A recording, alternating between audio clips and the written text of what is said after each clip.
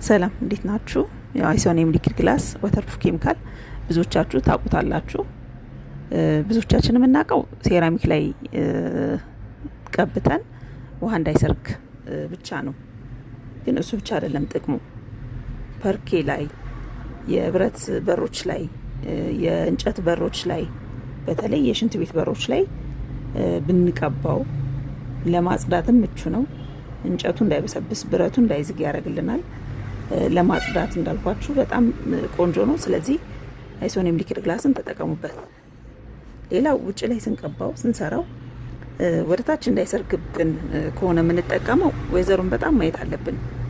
ሊኩዊድ ግላሱ በባህሪው የሚፈልገው የፀሐይ ወይም የሙቀት መጠን አለ።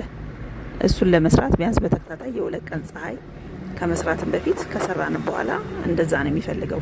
ሴራሚክ ላይ ከሆነ የምንሰራው ወተርፕሩፉን ውስጥ ላይ እንደ ትላንትናና እንደ ዛሬ ዘንቦ ከሆነ በተከታታይ ለ5 ቀን ፀሐይ ማግኘት አለበት ቦታው። ምክንያቱም የገባው ውሃ መትነን ስላለበት እና እሱን ማየት በጣም ያስፈልጋል። ወይዘር አይታችሁ ወተርፕሩፉን ቀቡት።